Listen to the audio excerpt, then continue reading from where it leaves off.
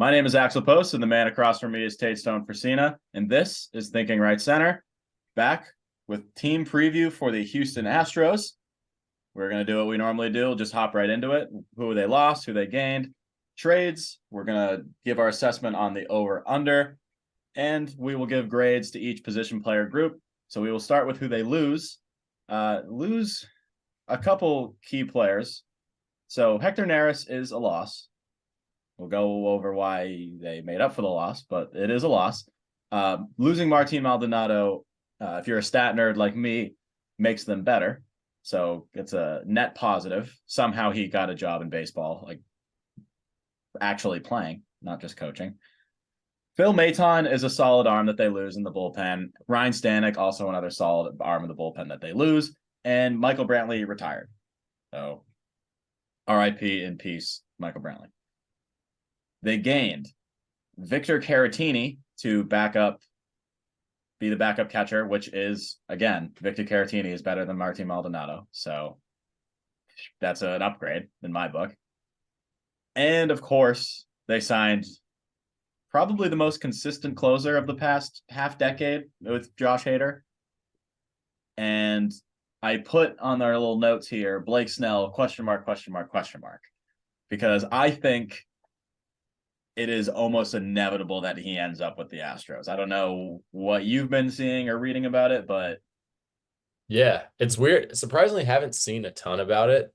But we were just talking about like the injured list the Astros have at pitcher. Like it makes so much sense to bring in Blake Snell. yeah. And I also think that what other rumors have there been about Blake Snell the entire offseason?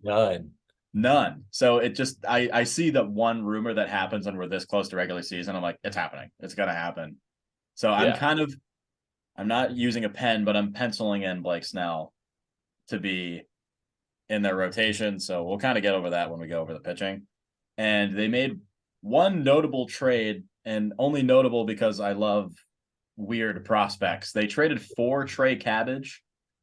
Trey Cabbage, we were just talking, he rules. He struck out. He had a 30-30 season in the minor leagues last year with the Angels. For some reason, the Angels got rid of him. I don't know why. He had one home run in the majors last year. I think it went 470 feet. Oh yeah.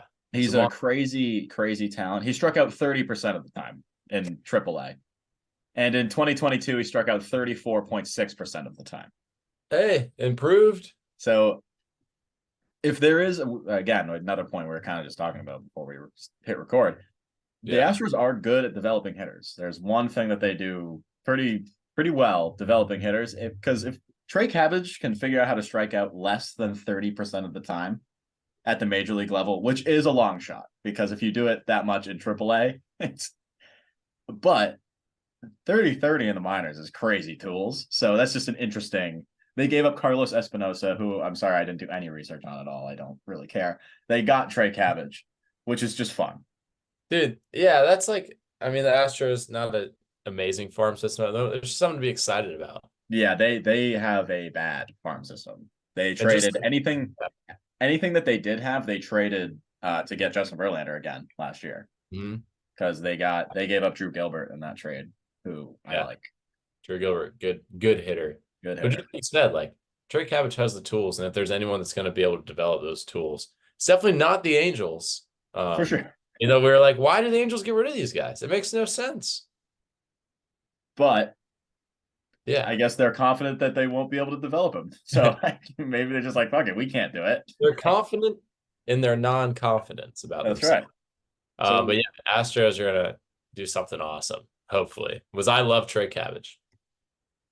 And with that, we will roll into the infield. Catcher, Yainer Diaz. Yainer Diaz is really good. Underrated, good player. Yeah. So Martin Maldonado had nude pictures of Dusty Baker, which is why Yainer didn't play as much last season. Yep. Dusty Baker is now gone. Yainer Diaz had a 127 WRC plus last year. I don't expect the bat to sustain 127 just because he was getting the rest. He played a lot at DH. Full workload catching is tough, right? Like your legs are gonna kind of give out a little bit, but I'm pretty confident like he's going to be an above average hitting catcher and play decent enough defense. I considered putting him in my top 10 catchers. Yeah. Certainly would be like an honorable mention type. He's definitely like in that 11 to 13-ish range of catchers. I think he's really good. He just turned 25. The projections like him. I like him. There's no reason not to like Enter Diaz. Yeah, and I think it's cool. We'll see what we get with the full season of him. He's one of those like random guys that just like kind of found out they're kind of good just by playing the show.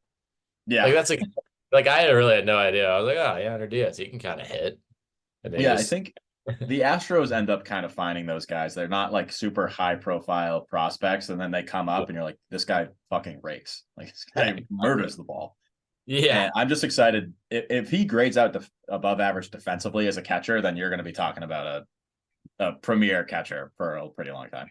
And anything over Maldonado is like anything's an improvement. Yeah, it's a statistical upgrade. I mean, I know the old heads are going to go with, he knows how to call a game, and certainly that, that is valuable or whatever, but he was so bad with the bat that it was time for Yair Diaz to take the reins, and backing him up is Victor Caratini, who is a fine backup catcher. That's been his role for a while, and I have no problem with it.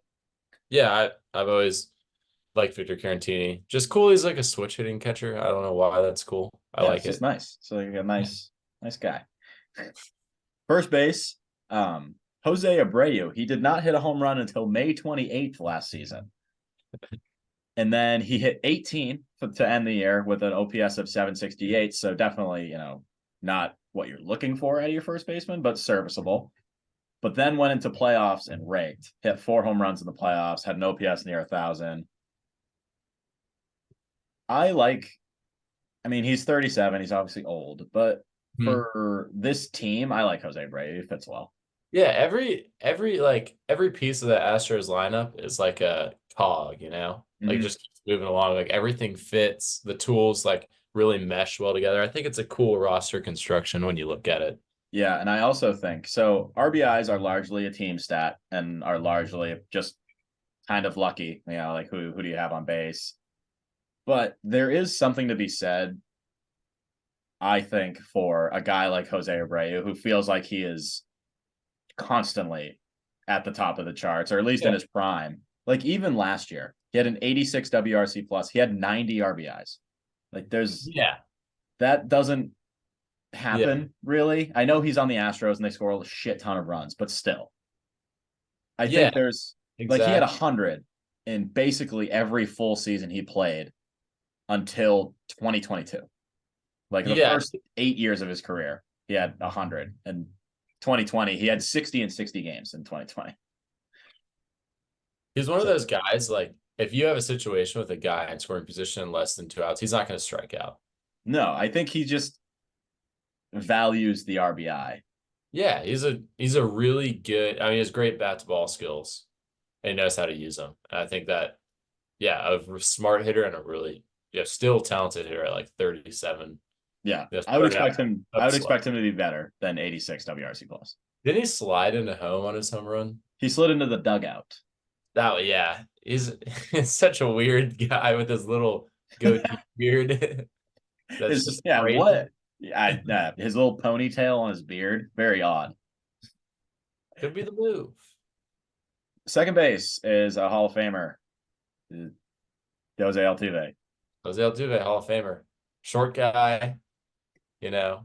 Could be a cheater. We don't know still, but hate him or love him, you watch. That's all you can do. Yeah, Pete Weber, baby.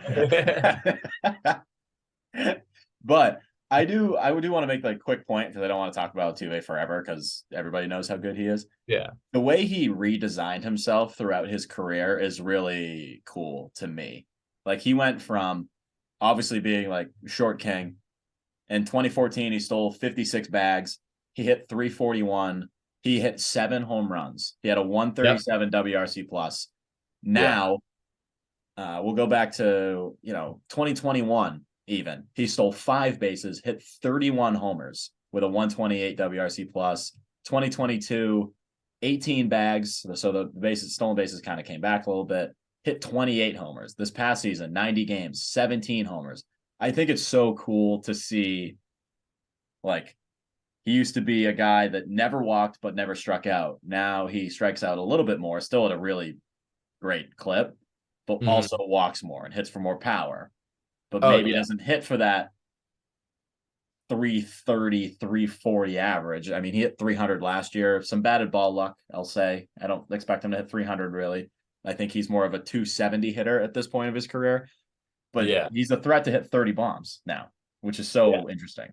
No, I think that's a great point. Like I remember when he first came up, he was like the contact guy.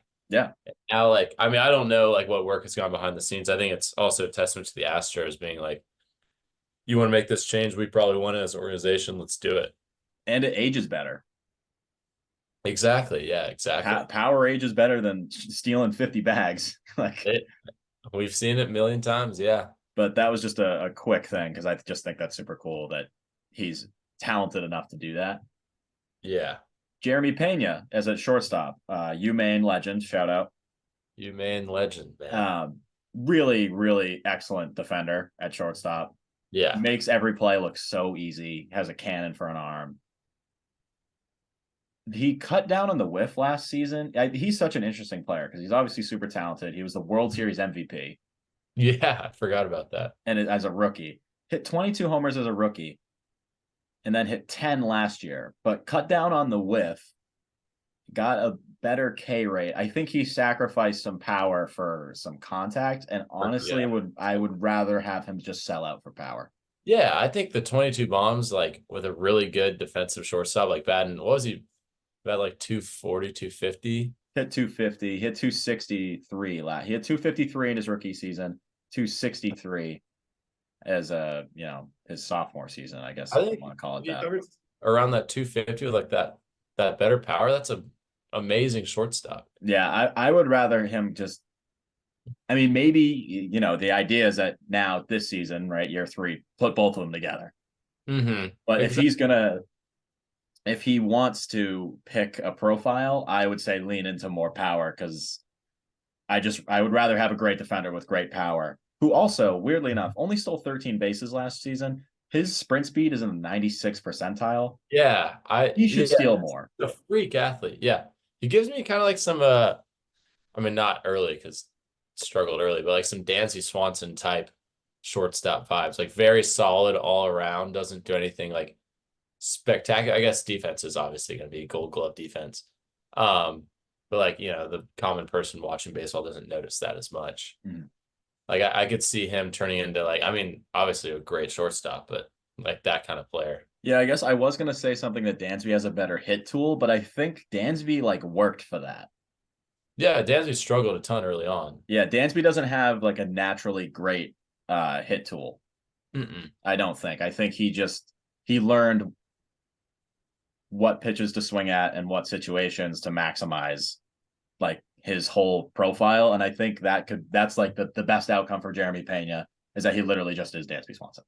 Exactly. Exactly. Which I don't think it's far off for him. no, I think he can definitely get there. He's 26. He's had two, I mean, 710 career OPS, but that plays when you're playing, borderline Gold Glove defense. And I With think a it plays even better if he starts stealing bases. He's so fast. He should steal more. I don't know why he doesn't. and with a great Astros lineup around you. Of course. Of course, that always helps. Yeah. Third baseman is another guy that I also think probably has a decent shot at being in the Hall of Fame. Alex Bregman. He's not Yeah. the super happy fun ball 2019 Alex Bregman who's going to hit 40 home runs, but Yeah. he is still really good. He hit 25 last year. I expect him to hit 25 again. He had a 4.3 WAR. He's going to do it again. It's kind of just the way things go. He's so consistent. Like he's consistent to the point that people don't talk about him, Yeah. which I think is insane. And he also, like, he's walked more than he struck out the past 2 seasons. That's crazy. He never chases. He walks all the time. He never strikes out. He hits for enough power, hits 260, 270. And he's at the end of the day, he's going to be a top 5 third baseman. And he's going to be on such a great Astros lineup with Altuve and guys we'll get to with Tucker and Alvarez that'll probably outshine him, and nobody will talk about Yeah. I mean, It's incredible to watch, honestly. So the infield grade, what are you thinking? That's an A minus. That's exactly what that's an A minus. Yeah. It's an A Just minus. because I do worry about first base with age. Yeah, so am I. But Jeremy Pena takes that step though, I think. Wow, oh, what if Pena takes a step, it's an A. yeah, like what a offense and defense. Yeah. So moving on to the outfield and left field, you have Chas McCormick, who I was finding my fun stat that I wanted to say about Chas McCormick. Chas McCormick off four-seam fastballs last season hit 358 with a 745 slug. He had a 22 run value, which was one below Matt Olson for the best four-seam fastball hitter in the league, which Is insane. is wild. Yeah. He was tied. So he was tied with Kyle Tucker, who also is in the outfield, which is crazy. So listen, you see a lot of fastballs, and if you can hammer a fastball, you're probably a good player. Yeah. That's kind of just the way it is. And Chas McCormick had a really good year last year. He was another guy that felt like he was on Dusty's bad side for some reason. Yeah. Like he only played 115 games. I think he might have gotten injured, but there was also like weird Dusty Baker rumors about him like calling him fat. Some like weird thing that was going on. I don't yeah. He had a 133 WRC plus. He runs the bases pretty well. He plays pretty good defense, especially in left field where there ain't much space out there. Yeah. Yeah, there's not much room to cover. Right. He had a 3.8 F4 in 115 games. Chas McCormick is awesome. Yeah. He's Like, cool. He had stole 19 bases and hit 22 homers. He plays more. He's easy. He's going to be easy 2020 with the capability of going 25-25. It's just another cog in the machine, is how I view Chas McCormick. Yeah. Just a cog in the machine, man. Yeah. He's going to hit like sixth. Are boringly good. Yep. It's boringly good. And then we'll move to right field because less boring, but also just seems like a really boring guy. Yeah, Kyle Tucker's so good. Yeah, it's crazy. And I hear nothing about him. It's crazy. He's got a sick lefty swing. He doesn't wear batting gloves. He crushes baseballs and plays. I saw him rob a homer. Yeah. It's just like, yeah, it's Kyle Tucker. Yeah, it's whatever. It's Kyle Tucker. He's had so I just did this because I just did my corner outfield video. The past 3 seasons, he had a 4.7 WAR, 4.8 WAR, and a 4.9 WAR. It's crazy. I think there's more there too, weirdly. Yeah. Yeah. He's 27. This is his contract season too. He was one homer away from a 30-30 season. He's only 27. Yeah. What the hell? I know. He had a 140 WRC plus last season. The defense graded out bad last year, which was weird because he's normally been a good defender. So I expect that to take a step up. But, dude, I mean, he might be the best player on their team. Yes. Yeah. I think he probably is the best overall player on the team. If I look up at the end of the year and Kyle Tucker is MVP caliber, I'm not surprised. Yeah, exactly. So there you go. Left and right field, both studs. Weirdly enough, they don't have a center fielder. Yeah, I'm trying to remember who they like Mauricio Dubon last year could play some center. There's now, white dude with long hair. Right now they have Jake Myers in there. Jake Myers, that's who it is. Yes, who is a great defender. Yes. Who is a great defender. So in a lineup like this, you can afford to have a guy who's just going to play great defense. Had an 88 WRC plus last year, but that's kind of just the player he is. You know, he's 28 this year, going to play good defense. Mauricio Dubon had like an out-of-body experience with them last season. He was unreal last year, yeah. Yeah, like unreal for Mauricio Dubon. He had a 97 WRC plus. But like he walked 3.9% of the time last year. That's fine. He swings at everything. But like those two guys will be fine in center. It's going to be whatever. And I mean, the DH is Yordan Alvarez, who, my goodness, what do you want to say? I mean, is an incredible hitter. He stays healthy, he's going to hit 40 home runs. Yep. and he's going to hit 300. Incredible. I just hope he stays healthy because he's fucking awesome. He's so fun to watch. Yeah, he murders baseball, especially like even like lefty. He's good. Yeah, dude. I remember What was that in the center? dude, Alvarado, that homer Yeah, to center dude, field. He had one. 101. He had one in 2021 off Chris Sale in the playoffs. Oh yeah, Oppo. And I was like, what is happening? Like, it was crazy. what a pure hitter. Yeah, I In mean, the lab. he's not even 27 yet. I mean, what the fuck? It's unreal. All right, so outfield / DH combined, what's your grade? Just because center brings it down a little bit. That's another A minus. Like that I'm is going A minus. Yeah, exactly. I have to. Yordan Alvarez, like, come He on. picks it up. But like, yeah, Kyle Tucker's amazing. Chas McCormick coming off a good year. Like, why not? Yeah. I mean, their bench, there's not a ton on the bench. It's Caratini, John Singleton, who has a fucking awesome story. Yeah, and he smokes baseballs. Yeah. Mauricio Dubon is a great bench guy. He plays every position. Yeah. So great bench guy to have.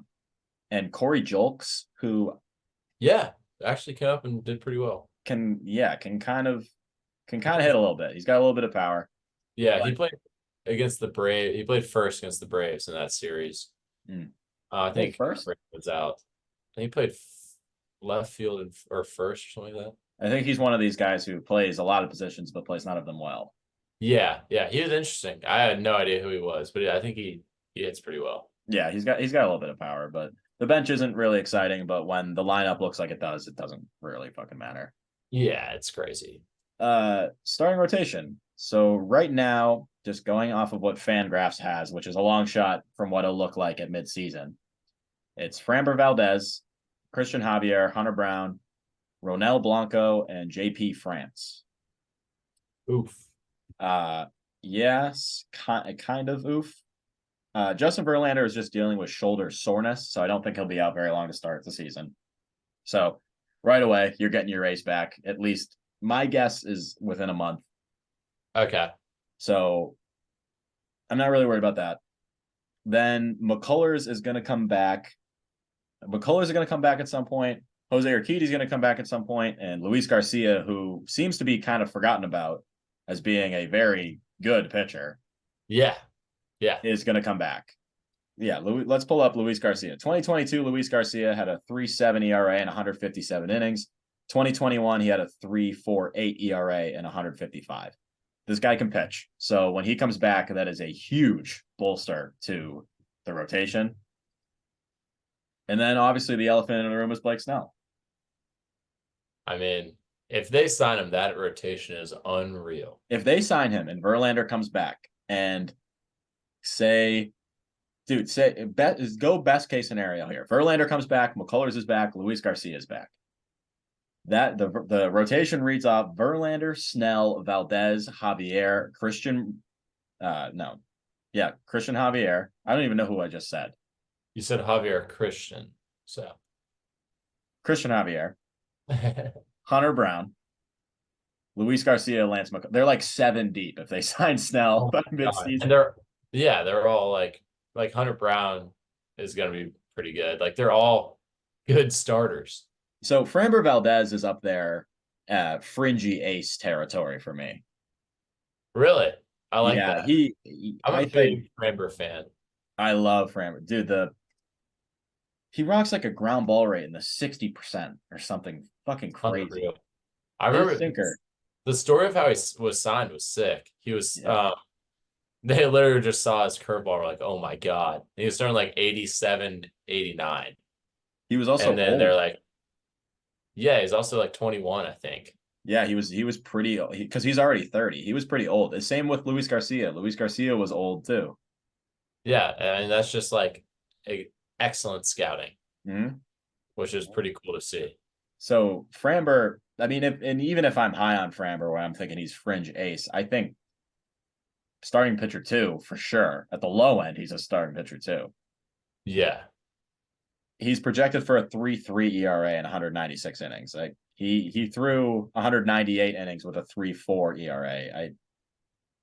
There are nights where he's unhittable too. Like because he threw a no Exactly. hitter last year, so yeah, unhittable. He is unhittable.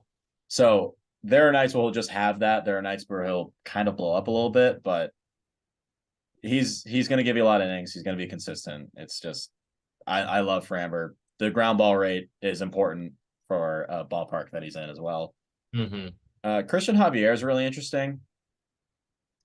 Has been has shown signs where like I've seen him pitch and I've gone, how does anybody hit him ever? Yeah, And that slider when it's on. I've also seen him look like he's the worst pitcher in the world.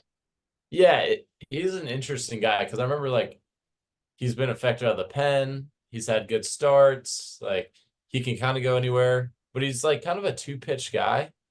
Yeah, it's concerning because I think you saw it last year. He's a two pitch guy, and it works when the two pitches are on all the time, Hmm. but it leaves no wiggle room whatsoever. When if he went out there and his fastball wasn't his fastball, he was fucked.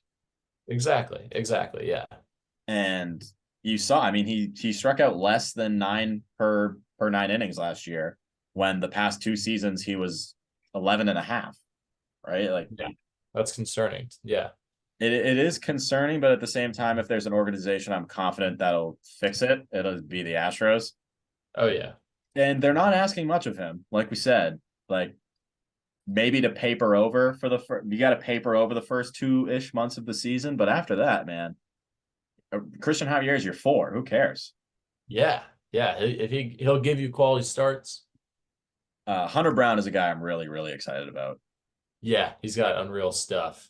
He was like the dark horse rookie of the year last year. It didn't work out. He had a tough second half of the season, which makes sense. He threw 49 innings more than he had ever thrown professionally before. Yeah. So Yeah. he tailed off. He reached that like 100-ish innings mark and really tailed off, finished with a 5 ERA, but had a good ERA and has great stuff. Yeah. Yeah. I Yeah, I mean if he's going to finish the year, I mean he's going to be a solid starting pitcher and he's got upside for like really figuring it out too. Yeah. He's a little older for like a young dude. I think he's like, is he 26, 27? He is 25 and a half.